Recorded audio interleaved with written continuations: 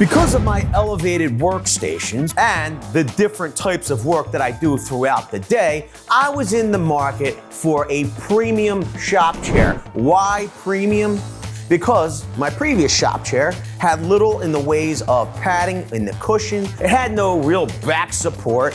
And me getting a little older, my back was starting to bother me. Sometimes the amount of hours that I work in this chair, I figured any advantages I could get from spending a few extra bucks on a premium chair would be well worth it. I also wanted to be able to quickly move from one workstation to the other and not have to pick up my chair and not have to actually stand up. So I decided to buy the most expensive shop chair on social media. We're gonna put it together and then I'm gonna give you my thoughts right after this message from our sponsor, VCG Construction. If you wanna help out with the channel, head on over to the merch store. You can get hats, hoodies, t-shirts, tech shirts. Link will be in the description below.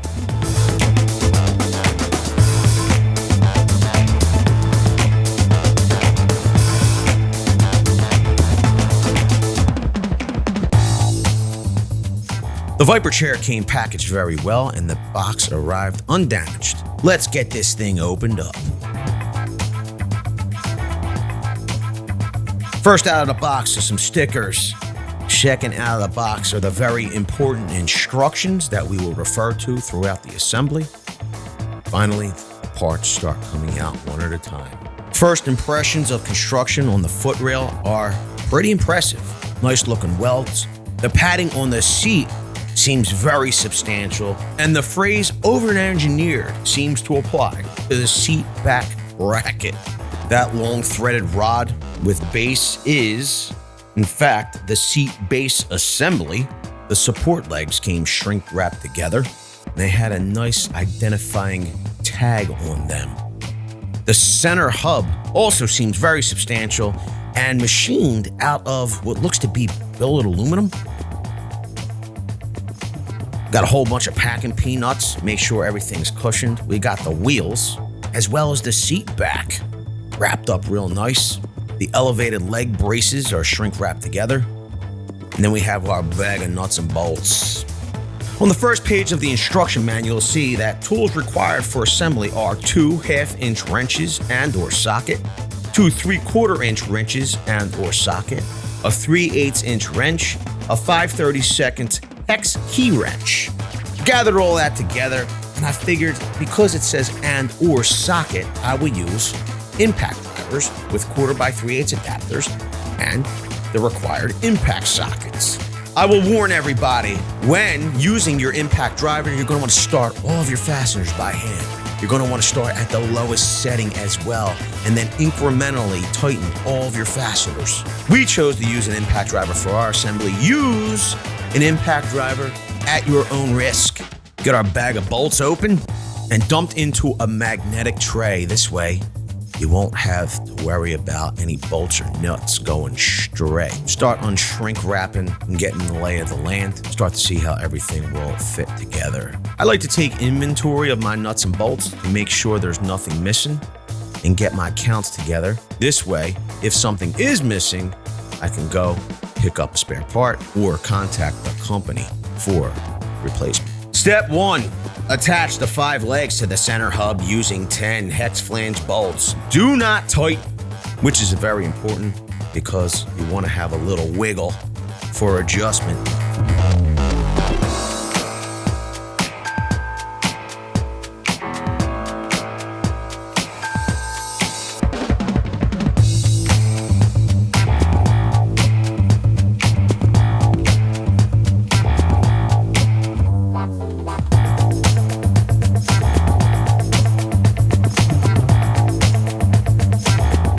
Step 2.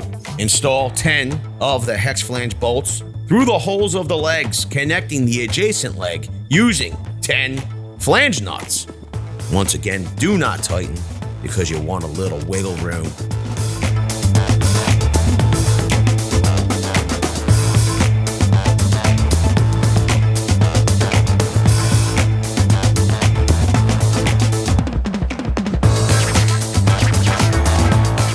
See, we flip over our base. It says for this step, it may be helpful to flip the assembly upside down so the legs are upward.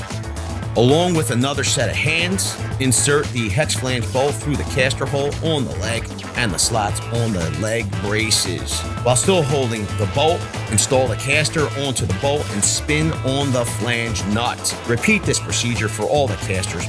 Do not tighten. As you can see, I'm ultra talented, so I didn't need an additional set of hands. I just did it all myself. Or maybe it's just because I don't have any friends. Nobody would help me.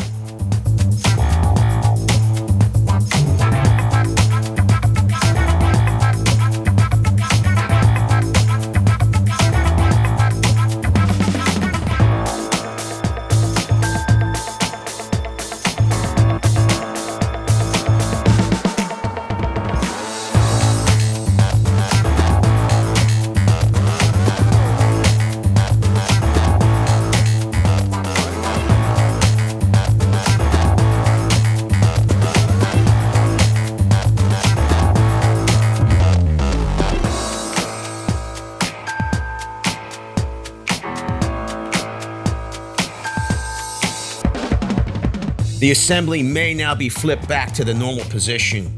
Place the foot rail over the legs. Align the tabs on the foot rail so they are on the same side of the leg as the caster bolt. Use the hex flange bolt and flange nut to attach the rail to the legs. Do not tighten.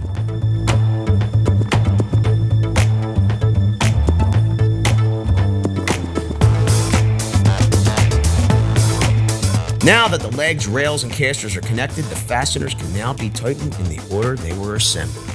You can see we're using an impact driver and a ratchet. You can use an open-end wrench if you want. I chose these tools. You choose what you like.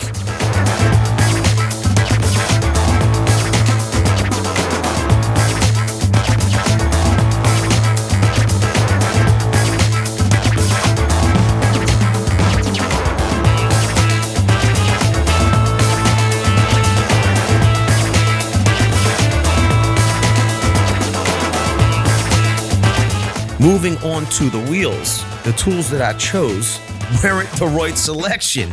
And that's because in the directions it says and/or. What I found was you couldn't necessarily fit sockets into the spaces required to install the wheels. You actually needed either two open-end 3/4 wrenches, or because I didn't have another open-end wrench that large, I had to use an adjustable wrench. You are going to need two 3/4 inch open-end wrenches, or at least one open-end wrench and an adjustable wrench, because an adjustable won't fit inside the space to tighten the bolt inside the caster cavity.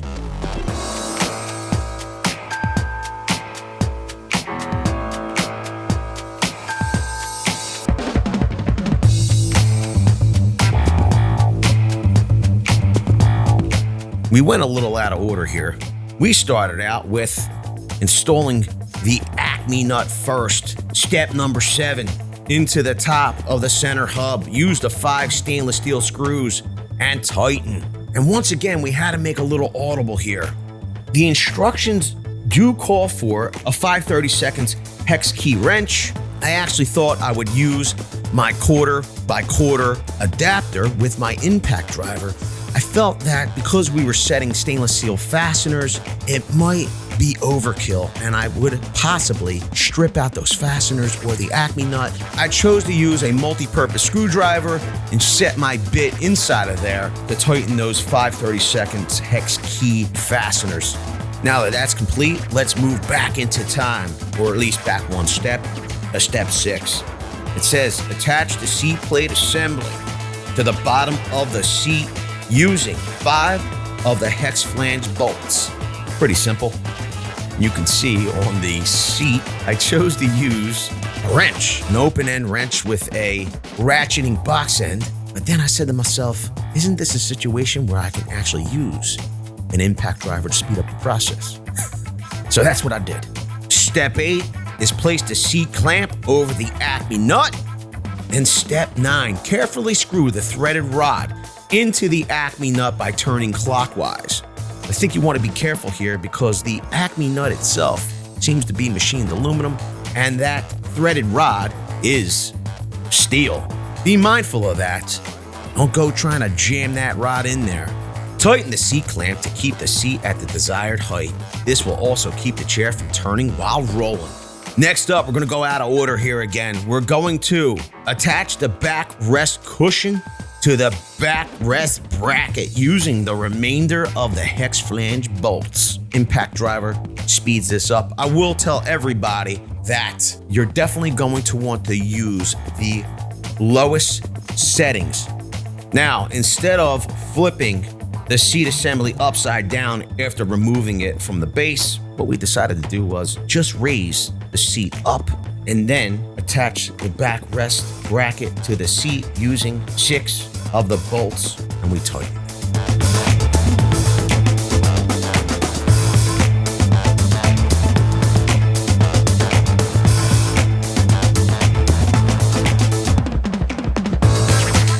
And this Viper chair is fully assembled and ready for work. So it's actually been a few days since we fully assembled the Viper chair, got it together, and I will tell you that I find myself wanting to sit in this chair more often. A lot of other times with my old shop chair, or if I had to actually be at the computer workstation, I would find myself wanting to go into one of the other offices and work on my laptop instead of working out here. Now, with the Viper chair, it's much more comfortable. I don't mind sitting on this chair at all. It is rather expensive. And with that being said, Viper does some other testing, like dropping their chair from a roof. They say that these are some of the most durable wheels in the industry. The reality is that I need this chair to work. I don't want to drop it from the roof to test the wheels. They seem pretty doggone durable. I will also say they're very free rolling.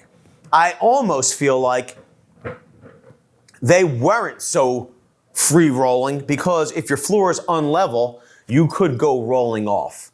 If your feet are like mine and you need them to be on the footrest and they don't necessarily touch the floor so much, okay, you could possibly go rolling off. For some of you, you will say it's totally ridiculous to spend this much money on a chair. This thing is 100% overbuilt. This seems like it should last a lifetime, if not your children's lifetime as well. But only time will tell. We could do a 1 year out re-review of the chair. If you'd like, leave it down in the comment section below. Some of the things that people don't spend enough money on are their shoes, their bed, and even possibly their chair if they spend a whole bunch of time in it. But that's just my 2 cents. And you have to decide if you want to spend your 2 cents on things that could make you more productive and have a better quality of life. I think it's money well spent. And if you think it's money well spent, then smash the like button because it's free for you to do, doesn't cost you a dime, and you'll get 7 years of good luck. Video's over, but I know you want more. So this is how you're going to get it. First thing you need to do is pretend you're this guy, and you're here in the birthplace of freedom. Now ring that bell like it's 1776 and let all notifications through. What? You're not subscribed yet? Well, smash this button here. After that, watch this video here, here, and maybe over here. See you later.